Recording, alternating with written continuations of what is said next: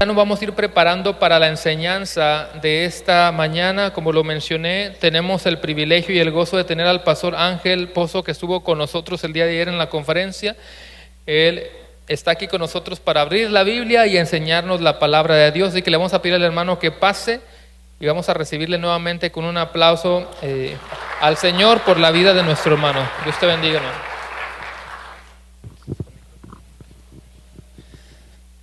Mis hermanos, qué bendición estar una vez más junto a ustedes. Por la gracia del Señor estuvimos ayer en la conferencia. Para los que no pudieron estar, mi nombre es Ángel Pozo, soy de Ecuador. ¿Alguien de Ecuador? ¿No? Ay, soy el único raro de Ecuador aquí. Vengo con mi amada esposa Madi. Tenemos el privilegio de estar sirviéndole al Señor en Midland, Texas, en la primera iglesia bautista allá en Midland. Estamos súper contentos por lo que el Señor ha estado haciendo desde el día de ayer. Y Él es fiel, hermanos, Él es bueno.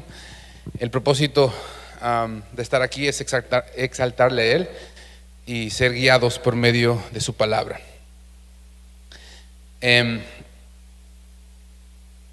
A lo largo de la Biblia, hermanos, y de la historia del Señor de redención, Dios ha levantado hombres y mujeres que han muerto por sus convicciones, que han muerto por Cristo. Su fe ha penetrado de tal forma que han imitado a Cristo en su muerte, en sus padecimientos.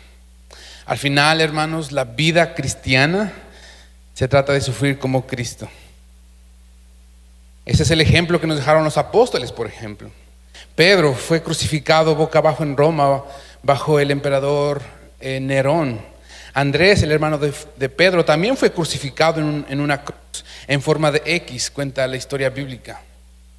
Santiago, el mayor hijo de Zebedeo, fue decapitado en Jerusalén por órdenes de Herodes Agripa. Eso lo vemos en Hechos 12.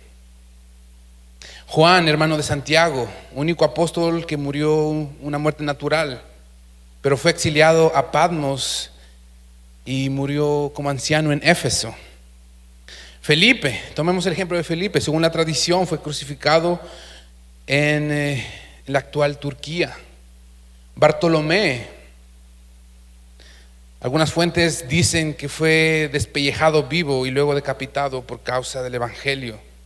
Tomemos el ejemplo de Tomás, murió en India, donde fue atravesado por una lanza mientras compartía el evangelio de Jesucristo. Tomemos el ejemplo de Mateo también, el recaudador de impuestos, fue martirizado en Persia o tal vez en Etiopía, no estamos seguros de eso, pero murió por Cristo. Santiago, hijo de Alfeo, según la tradición fue arrojado desde el pináculo del templo en Jerusalén y luego fue apedreado hasta morir, todo por causa de Cristo. Judas Tadeo se cree que murió como mártir en Persia, probablemente a golpes con garrotes o hachas. Simón el Celote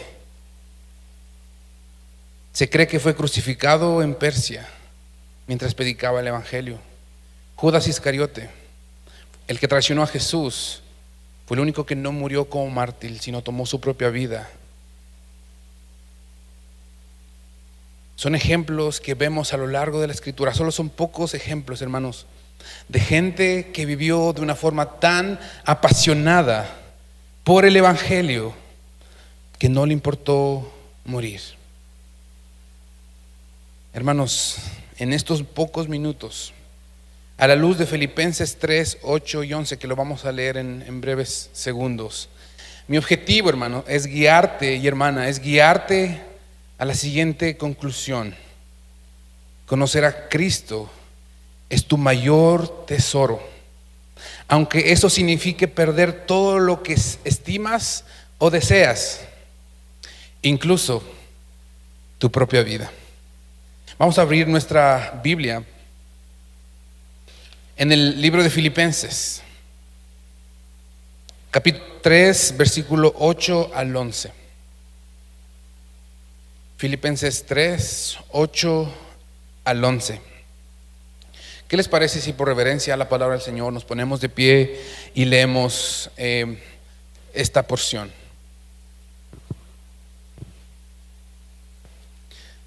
Tres, 8 al 11, Filipenses. Y aún más, dice Pablo, yo estimo como pérdida todas las cosas en vista del incomparable valor de conocer a Cristo Jesús, mi Señor. Por Él lo he perdido todo y lo considero como basura a fin de ganar a Cristo y ser hallado en Él, no teniendo mi propia justicia derivada de la ley, sino la que es por la fe en Cristo, la justicia que procede de Dios sobre la base de la fe. Y conocerlo a Él, el poder de su resurrección y la participación de sus padecimientos, llegando a ser como Él en su muerte. Versículo 11, a fin de llegar a la resurrección de entre los muertos. Oremos brevemente, hermanos. Señor, en estos momentos entramos en terreno santo, tu palabra. Te rogamos, Padre bendito, que nos permitas verte a ti de una forma que tal vez antes no te vimos. Te ruego, Padre Santo, que uses mis labios para comunicar tu palabra con claridad.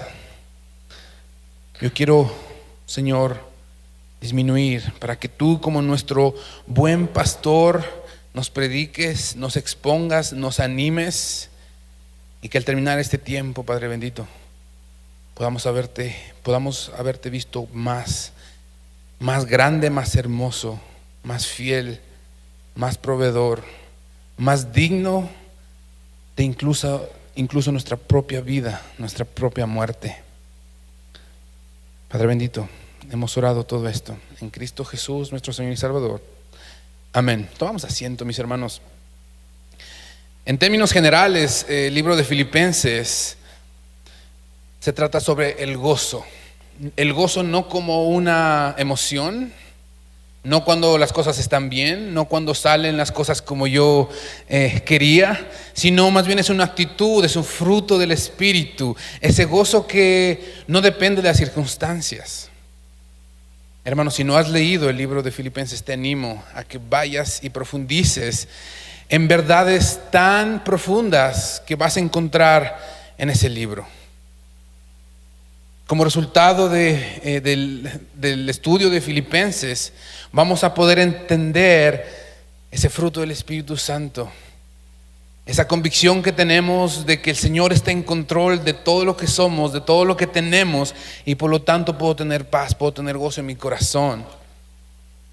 En Filipenses también encontramos un tema secundario, y es que la semejanza a Cristo es un elemento definitivo del crecimiento espiritual.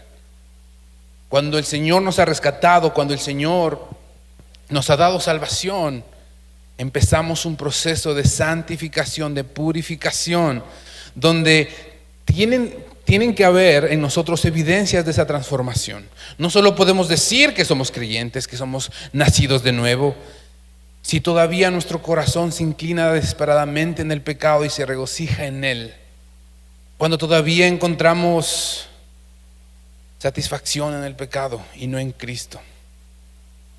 El pasaje que acabamos de leer constituye el centro del argumento de Pablo en el tercer capítulo de Filipenses. Pablo está escribiendo desde la cárcel a una comunidad gentil allá en Filipos. Estos hermanos estaban enfrentando presiones de grupos judaizantes que promovían el legalismo, el linaje y el cumplimiento de la ley. Todavía estaban practicando lo que sus padres por tradición les habían enseñado, y estos hermanos tenían presión de aquello. En este contexto también que se desenvuelve esta carta, en el contexto de estos hermanos, un contexto greco-romano, se valoraba mucho el estatus, la reputación, los logros personales, los logros religiosos de las personas. La gente normalmente encontraba identidad en lo que practicaban, sobre lo que ellos entendían que era la religión. Pero Pablo renuncia en este pasaje también voluntariamente a todo lo que él había logrado. De esa forma redefine su identidad y propósito. Todo esto bajo la identidad, la nueva identidad que ahora tiene en Cristo. Usa un lenguaje comercial de ganancia, de pérdida, para mostrar de esta forma, Pablo, ese cambio de prioridades que él está experimentando como resultado de su transformación, de la transformación que el Señor estaba haciendo en su vida. Él afirma en estos pasajes también que la verdadera justicia no proviene de méritos humanos, sino que proviene de un don gratuito de Dios. Y cuando la Biblia, hermanos, usa la palabra justicia, se está refiriendo a esa rectitud, a esas buenas obras que Cristo hizo en su vida. Tal vez nuestra mente se va a justicia, tal vez irse a un juzgado, tal vez, de que los malos paguen lo que habían hecho. Pero en la Biblia la justicia es un sinónimo de la rectitud, de la vida perfecta que Cristo vivió, y que esa vida perfecta ahora puede ser nuestra por medio de la fe, como un don gratuito. Por lo tanto, hermanos, Pablo contrasta su antigua vida basada en la confianza en la carne, en sus logros religiosos, como mencionaba, con una perspectiva ahora centrada en lo importante, en lo trascendental, que es Cristo, nuestro Señor y Salvador. Sin embargo, él, luego de este pasaje, él va a reconocer que todavía no ha alcanzado esa meta, que todavía tiene cosas que tratar, que ese aguijón de la carne todavía causa problemas, pero insiste en perseguir, avanzando con determinación a la meta. He titulado, hermanos, este mensaje: lo dejo todo por conocer a Cristo. Lo dejo todo por conocer a Cristo. Y vamos a dividir este pasaje en 3 puntos principales que creo que está comunicando. Número 1, lo dejo todo por conocer a Cristo al estar dispuesto, punto 1, al estar dispuesto a abandonar mis deseos y mis afectos.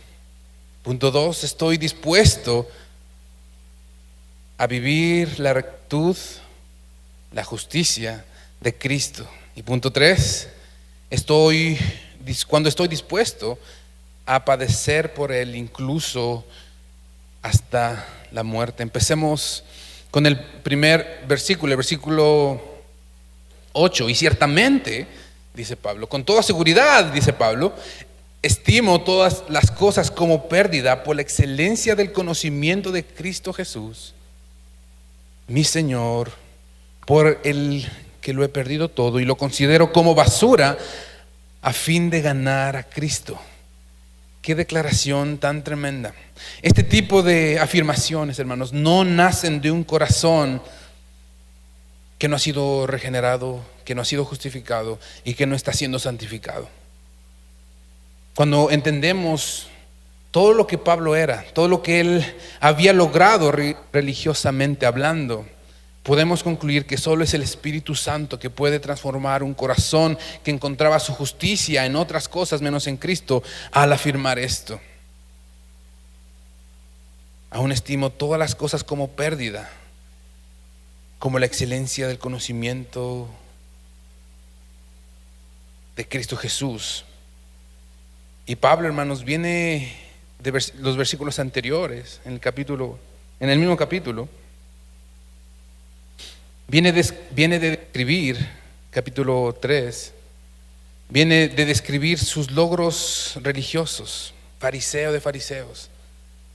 Bajo la ley no había nada que reprocharle, dice Pablo.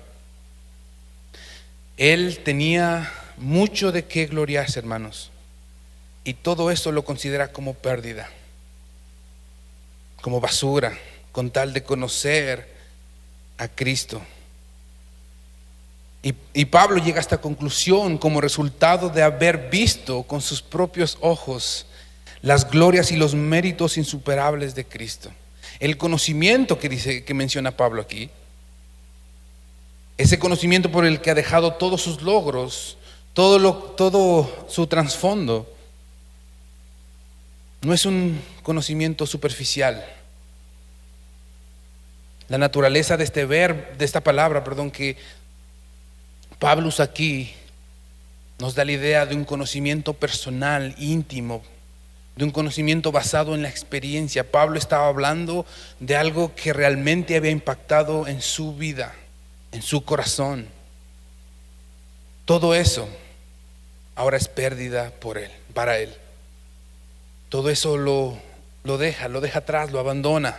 No encuentra su satisfacción en sus logros. Hermanos, déjame preguntarte, ¿hay algo en tu vida ahora mismo que estés valorando más que Cristo? ¿Qué ídolos en tu corazón pueden más o son más fuertes que el conocer a Cristo, que buscarlo a Él más que el oro y la plata? El Señor está buscando una redención, o rendición más bien, total de parte nuestra, hermanos. Él no se conforma con nada menos que el 100% tuyo. Cuidemos nuestros corazones, por lo tanto, de encontrar seguridades en cosas que poseemos, en planes que incluso tenemos hacia el futuro. No está mal planificar, pero cuando encontramos esperanza en eso y no en Cristo, entonces vamos a tender a formar ídolos en nuestro corazón. Es bien interesante cómo Pablo lo pone aquí. Por Él lo he perdido todo, dice Pablo, y lo considero como basura para ganar a Cristo. No está hablando de renunciar a lo malo, no solamente a lo malo, sino también a lo bueno ante los ojos del hombre, en este caso, en el caso de Pablo, a sus logros religiosos.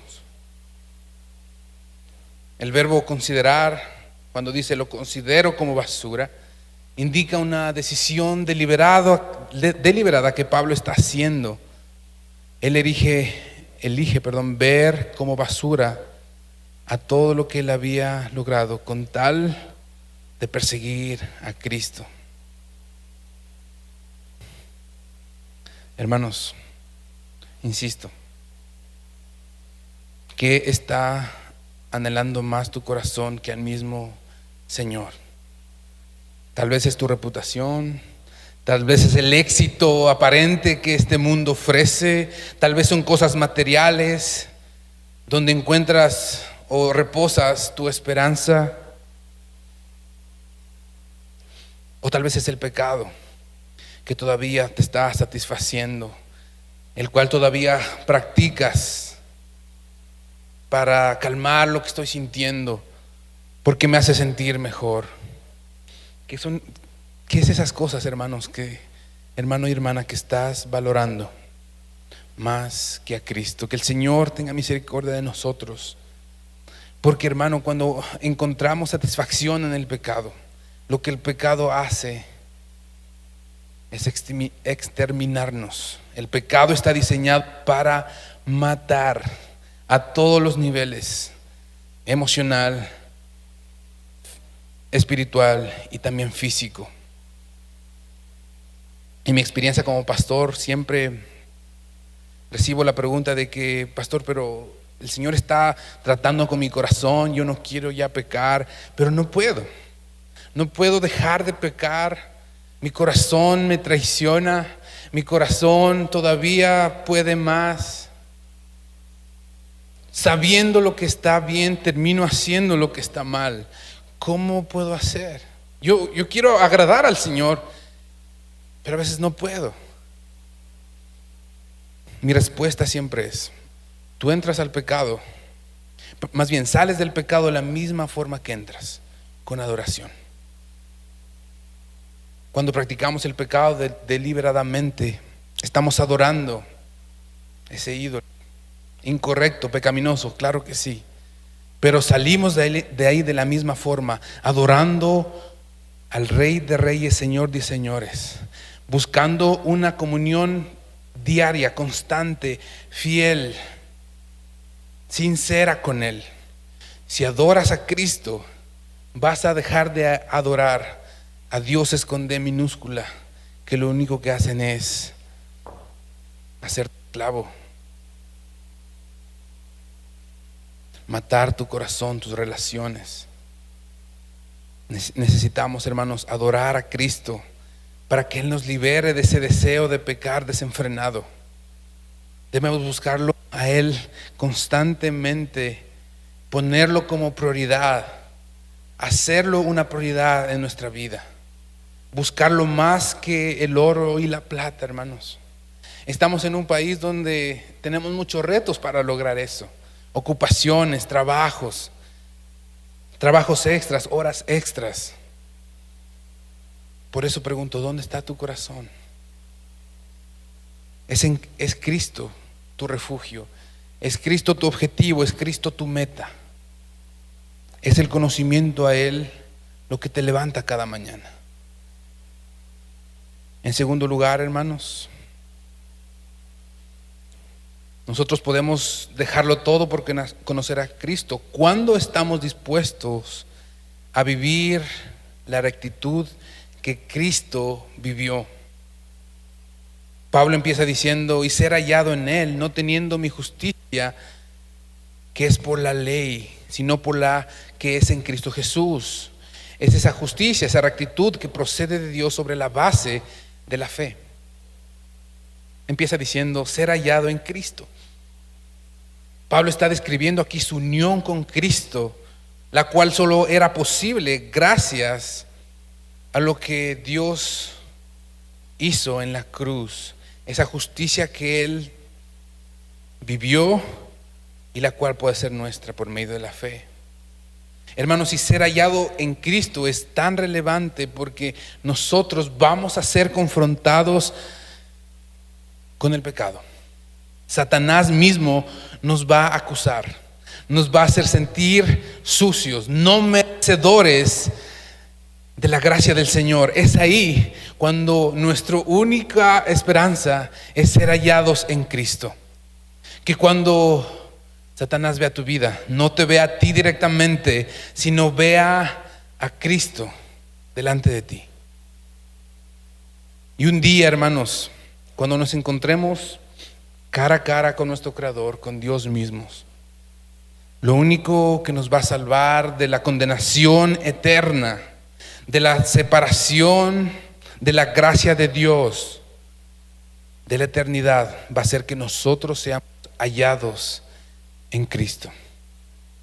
Asegúrate, hermano, visitante, de que seas hallado en Cristo,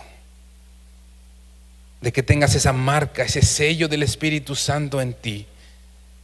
Al final es lo único que te va a salvar. No teniendo mi propia justicia, que es por la ley, dice Pablo. Pablo había entendido que la ley humana era vana, orgullosa, promovía una moralidad externa con rituales y ceremonias religiosas. Se enfocaba en las buenas obras. Pablo llega a la conclusión de que toda esa ley no pueden salvar, no pueden dar justicia eterna, porque esa justicia, hermanos, esa rectitud solo viene por medio de la fe. Pablo había llegado a esta conclusión. Parte de la transformación que Pablo experimenta son este tipo de conclusiones. Él amaba la ley, él era un experto en la ley, él era un excelente fariseo. Llega a la conclusión de que nada de eso lo puede salvar eternamente. Más bien solo estaba encontrando orgullo, estaba encontrando vanidad en eso. Y lo contrasta con el siguiente versículo, vayan conmigo. Sino que, más bien con el resto del versículo, sino que es por la fe en Cristo, la justicia que procede de Dios sobre la base de la fe, dice Pablo. Esta justicia, por lo tanto, que la ley parecía proveer, no es suficiente, no salva a nadie, pero la que sí salva es esa justicia que procede de Dios por medio de la fe. Hermanos, y la realidad es que nosotros somos aceptados por Dios no por lo que nosotros hacemos, no por nuestras obras, sino por las obras de Cristo. Sus obras, su cumplimiento perfecto de la ley es lo que nos está cubriendo a nosotros de la ira de Dios. Entender esto es fundamental, hermanos, para nuestra fe. Cristo se pone en medio de mí y el Padre, y entonces soy hallado justo, recto. Hermanos, porque la única forma de entrar al cielo es la perfección. Para entrar al cielo, para llegar a la eternidad, tienes que ser perfecto. Dios nunca va a rebajar sus estándares para que tú, siendo pecador, entres. Dios no dice, ya he intentado mucho, pero no pudiste, entra nomás. Dios no rebaja sus estándares. Su estándar es tan alto y se llama perfección. Pero entonces, ¿cómo nosotros, siendo pecadores, podemos entrar? ¿Cómo podemos alcanzar eso? Entonces recurrimos a la perfección de Cristo. Su perfección es nuestra por medio de la fe. Y Dios nos ve perfectos, porque nos ve por medio de su Hijo.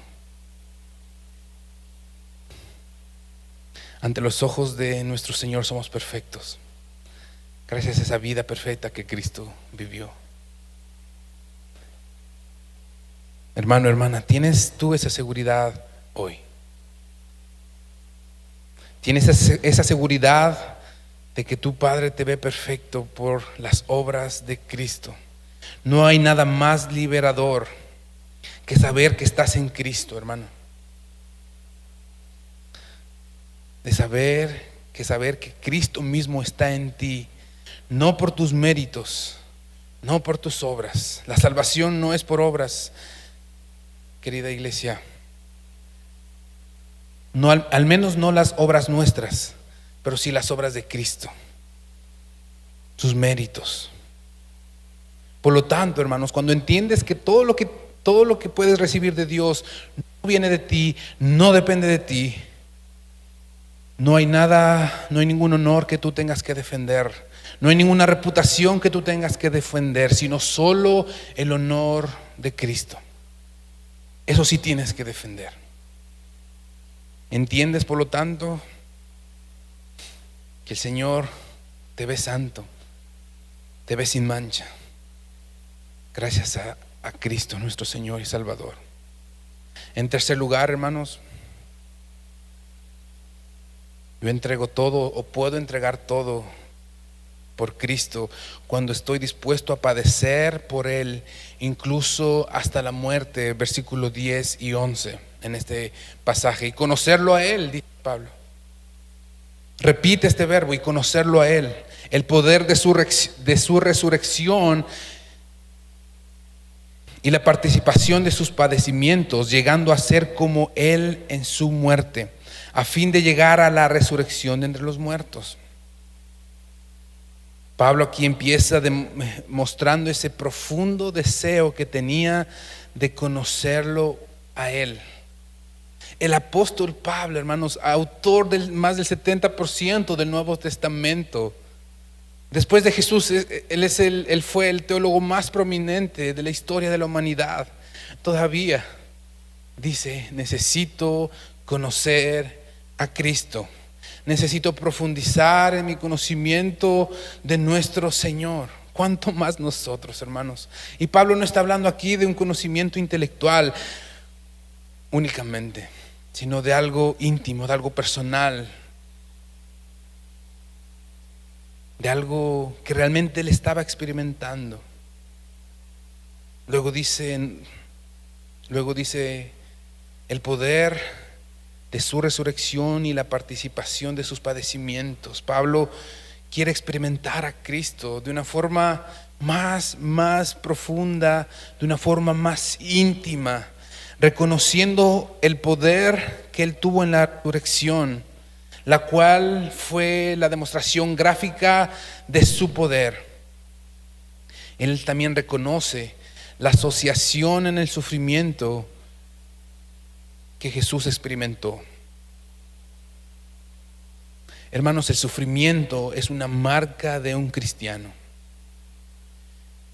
Si yo te diría, hermano, todo va a estar bien, todo va a ser lindo en tu vida, todo va a ir como tú estás pensando, te estaría mintiendo y yo sería responsable. Más bien mi deber como predicador es decirte que Dios no prometió liberarnos de los sufrimientos, de las presiones de este mundo, de las pérdidas. Lo que Él sí prometió es estar con nosotros hasta el último día de nuestra vida. Hermano, en tu vida cristiana vas a sufrir. A lo mejor ahorita estás sufriendo. Hay cosas que tal vez te las guardas para ti, nadie más sabe, que te causan sufrimiento. Hermanos, bienvenidos a la realidad de la vida cristiana. Pero ¿saben qué? Nosotros no sufrimos en vano. Nosotros no sufrimos de una forma vacía.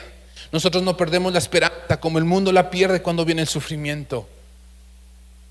Porque nosotros sufrimos sabiendo de que nuestro Padre Celestial ha ordenado nuestros sufrimientos de tal forma que esos sufrimientos nos llevan a parecernos más a Cristo. Entendemos que todo lo que vivimos va a obrar para nuestro bien. Entendemos que todo lo que yo tal vez no entiendo en mi mente, no entiendo lo que estoy sufriendo, yo pienso que tal vez no debería vivirlo. Entendemos que Dios, quien ha estado en el pasado, quien está en el presente y quien ya ha estado en el futuro, conoce perfectamente mi corazón, sabe qué tratar en mí y por lo tanto tengo que sufrir para parecerme más a Él. A través del sufrimiento, hermanos, Él nos pule, Él llama nuestra atención. A veces nosotros nos vamos por un ladito del rebaño. El Señor usa el sufrimiento para traernos de nuevo al rebaño. Es parte de la vida cristiana. Pablo continúa estos pasajes diciendo, llegando a ser como Él, como Cristo en su muerte. Y Pablo lo vivió. Pablo cumplió este pasaje. Pablo escribe, acuérdense que Pablo escribe Filipenses ya en la última temporada de su vida. No es un joven entusiasta que está predicando algo que todavía no había visto. Él ya había experimentado, él tenía cicatrices del evangelio en su cuerpo. Él dice, un día llegando a ser como Él en su muerte, y Él estuvo dispuesto a morir por Cristo. No estimaba, hermanos, su vida como algo tan preciado. Más bien ponía su mirada en lo eterno. Sabiendo, hermanos, que lo que hace la muerte es abrirnos la puerta a nuestro Señor y Salvador, a Cristo mismo, a una vida sin pecado, a una vida con Él, a fin de llegar a la resurrección de entre los muertos, dice Pablo. Él no está expresando dudas, sino está expresando en este punto humildad. Reconoce que la resurrección es un don que Dios nos da, mas no un derecho. Él tiene esa esperanza futura de que un día resucitaremos con Cristo, de que un día Él vendrá por nosotros. Esto también es confirmado en Romanos 6, 4 al 6. Porque somos sepultados, dice Pablo, juntamente con Él para muerte por el bautismo, a fin de que como Cristo resucitó de entre los muertos por la gloria del Padre, así también nosotros andemos en vida nueva. Porque si fuimos plantados juntamente con Él en la semejanza de su muerte, así también lo seremos en la resurrección. Sabiendo que nuestro viejo hombre fue crucificado juntamente con Él, para que el cuerpo del pecado sea destruido, a fin de que no sirvamos más al pecado. Es Pablo aquí explicando cómo nosotros entonces podemos participar en esa crucifixión de Cristo. cómo es que nosotros, cuando somos rescatados por Cristo de nuestros delitos y pecados, podemos parecernos a Cristo. Y es que ese viejo hombre, ese viejo corazón es transformado. Ahora ya no servimos al pecado, hermanos. Ya no vivimos buscando en el pecado satisfacción, sino lo encontramos en el Señor. Esto requiere, hermanos, una rendición total, una muerte total, no parcial. Estamos llamados a experimentar esta transformación del corazón, a ser crucificados con Cristo para que Él nos dé una nueva vida. Hermanos, yo he visto algunas imágenes de personas tratando de explicar el evangelio, donde el pecador está ahí y donde Dios pone una escalera y Dios está aquí esperando que el pecador suba a ver si se arrepiente. Hermanos, esa no es una imagen real del evangelio bíblico. El pecador está abajo, sí, pero muerto en sus delitos y pecados, incapaz, no apto, no puede buscar de Dios, no puede confesar con su boca que Él es Salvador y arrepentirse de sus pecados. Es Dios quien tiene que descender, bajar, darle nueva vida, resucitarlo literalmente, transformar sus deseos, transformar su corazón, para que esa persona pueda entonces decir: Señor, perdóname, me arrepiento sinceramente de mis pecados y creo que tú eres mi Señor y mi Salvador. Ese es el evangelio bíblico. El autor y consumador de la fe lo inicia y también lo termina. Él te llama a arrepentirte y a creer en Él si no lo has hecho. Pero ¿cómo saber, hermanos? ¿Cómo saber, cómo yo puedo discernir si yo he experimentado eso? Porque a veces, hermanos, el conocimiento intelectual de Dios nos traiciona, nos hace pensar de que nosotros ya somos de Cristo y de que vamos a ser hallados en Cristo. Pero a veces ese conocimiento intelectual es engañoso, hermanos. Satanás sabe también esas cosas. Sus secuaces también saben eso. Tienen un conocimiento intelectual de Cristo. ¿Cómo sabemos entonces de que ese conocimiento intelectual realmente ha descendido a nuestro corazón y de verdad Dios nos ha dado una nueva vida? ¿Cómo descubrimos eso, hermanos? Yo diría que revises, evalúes, veas los anhelos y los afectos que tiene tu corazón. Si por alguna razón tú quieres buscar de Cristo, quieres buscar de Dios, eso no era natural antes para ti, es una clara evidencia. Es una clara evidencia de que el Señor ha hecho su obra en ti, porque eso no es natural para ti, hermano. Orar, leer la Biblia, dedicar tiempo a eso no es natural para nosotros. Todo lo contrario, va en contra de esa naturaleza. Nosotros queremos hacer cosas que nos diviertan, cosas por aquí con la familia que no son necesariamente malas. Nosotros queremos estar viendo TikTok, que los videitos, que las películas, que las series, que Eso queremos nosotros naturalmente. Pero buscar de Dios, amar a Dios, conocer a Dios, profundizar en este libro, sangrar de este libro, que este libro entre hasta lo más profundo de nuestro corazón para que nos transforme, para que nos cambie. Eso no es natural, necesitamos una intervención divina para eso. Analiza tus afectos, tus anhelos. ¿Qué quiere tu corazón? ¿Qué busca? Mi oración es que si no lo has hecho, hermanos, desde hoy, Cristo sea tu meta. El conocimiento a Él sea tu objetivo de vida.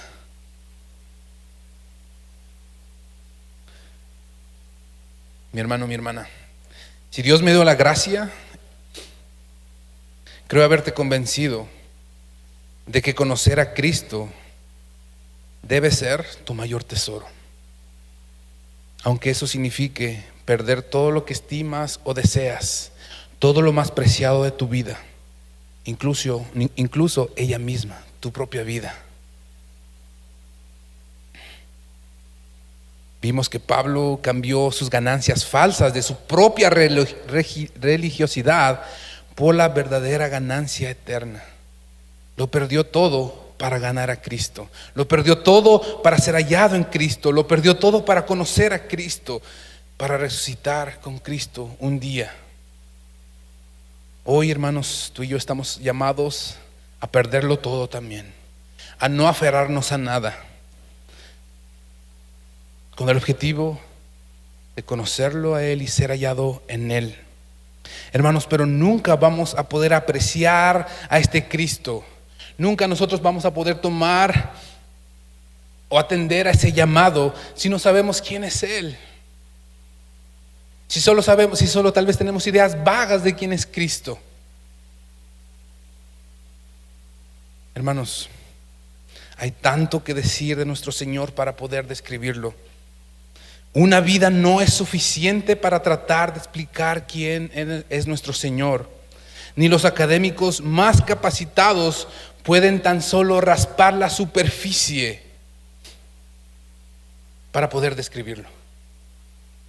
El doctor S.M. Loveridge, en su apasionado intento de tratar de describir a Cristo, dice lo siguiente: tomaré algunos fragmentos de su intento de tratar de describirlo para finalizar.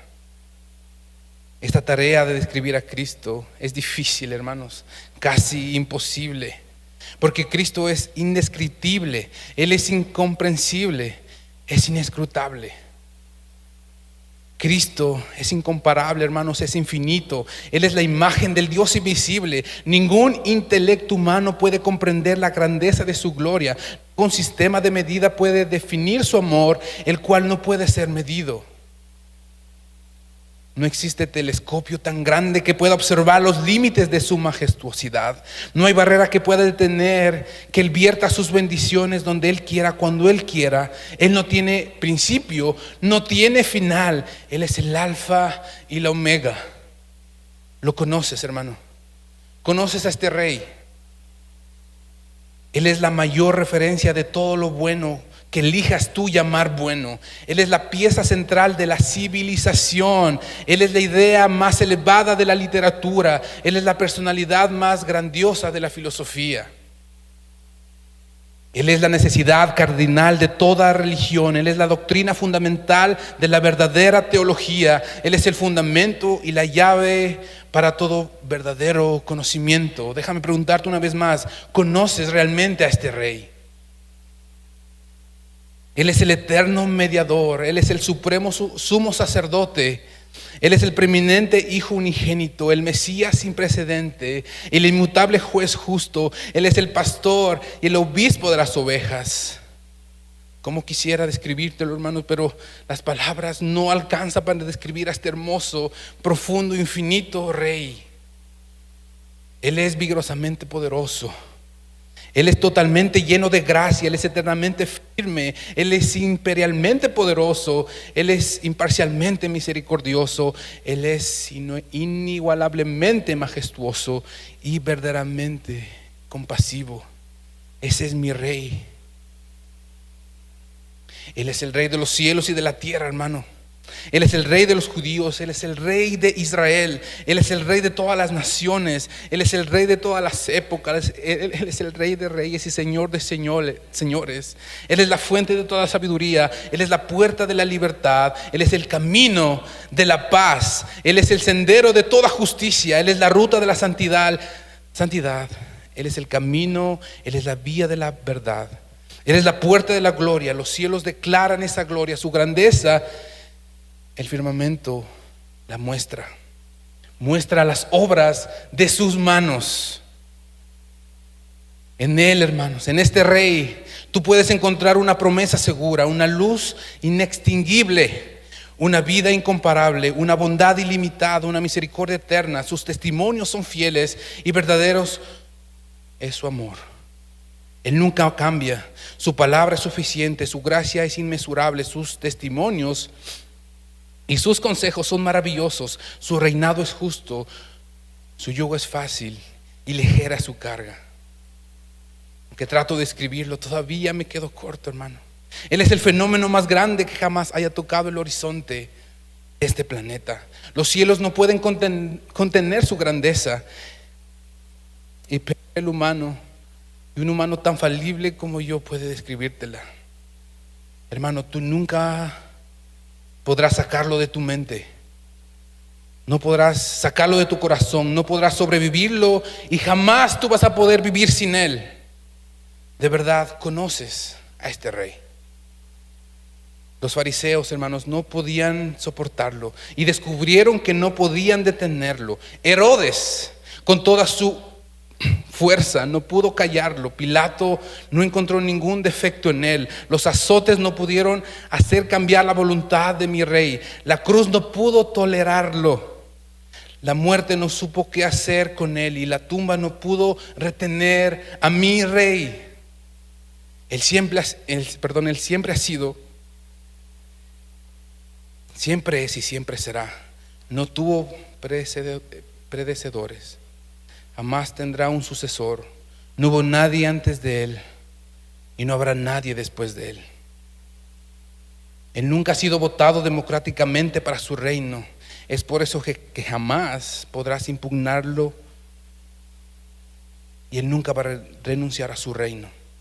La Biblia lo describe como la resurrección y la vida, el hombre de los sufrimientos. Él es la cabeza de la iglesia, la piedra angular principal, la roca fuerte. Él es el pan y la luz de vida. Él es la estrella brillante de la mañana. Él es el autor y consumador de la fe. Él es el profeta, Él es el Mesías, Él es el servidor todopoderoso, Hijo del hombre, Emmanuel, Dios con nosotros. ¿Estás seguro, hermanos? ¿Lo conoces? ¿Conoces a este príncipe? ¿Conoces a este rey? Él es el maestro de todos los poderosos. Él es el capitán de los valientes. Él es el ejemplo de todos los héroes. Él es el legislador de legisladores. Es el gobernador de gobernadores, príncipe de príncipes, rey de reyes, señor de señores. Ese es mi rey. Y todo lo pertenece a Él, de Él y por Él son todas las cosas. Suyo es el reino, suyo es el poder, suyo es la gloria por los siglos de los siglos, por siempre y para siempre. Y el pueblo de Dios dice: vamos a ponernos de pie, hermanos. Vamos a pedir al Señor que nos permita seguir acariciando esa hermosura que solo Él puede presentar. Todo lo que describí solo son olas, las primeras olas de un mar infinito de quién es Cristo, de quién es el Señor. Si tú nunca has puesto tu fe, tu confianza en Él, hoy es la oportunidad de que corras a la cruz, corras a sus brazos, te arrepientas de tus pecados, le pidas libertad y que lo recibas como tu Señor y Salvador. Y si ella te ha salvado, es una buena oportunidad para que le digas: Señor, lo entrego todo. Pienso conocerte, pero eres infinito. Vamos a orar. Padre bendito, gracias por tu palabra, por tu hermoso evangelio. Gracias por que podemos ser expuestos, Señor, a tu verdad. Gracias, Señor, porque en cada línea de tu palabra, Señor, podemos verte, podemos ver tu carácter, podemos saber quién eres tú. Tenemos que confesar, Señor, de que todavía seguimos manchados por el pecado. Y es que no te conocemos bien. Queremos rogarte, Señor, que infundas, que pongas en nuestro corazón un deseo de conocerte como nunca antes, de ir a tu palabra en búsqueda de tu carácter, en búsqueda de tus obras, Es la única forma, Señor, que nosotros podemos respetar tus leyes. Es la única forma en que nosotros podemos ser transformados. Yo oro, Señor, para que si alguien no ha recibido salvación, hoy sea el día de salvación. Amigo, visitante, no dejes que el sol se ponga en este día sin que hayas corrido a Cristo en arrepentimiento y en fe. Hermano, a quien Jesús ya ha rescatado, hoy puedes comprometerte con el Señor, a buscarlo desesperadamente, más que cualquier cosa en tu vida. Padre Santo, esto que mencioné no es natural para nosotros. Necesitamos de tu intervención, de tu gracia, de tu mano sobre nosotros para poderlo cumplir. Padre Santo, es por tu gracia que podemos ser hallados, que podemos conocerte, que podemos participar en los sufrimientos, en los padecimientos. Y es por tu gracia también que un día vamos a ser resucitados contigo.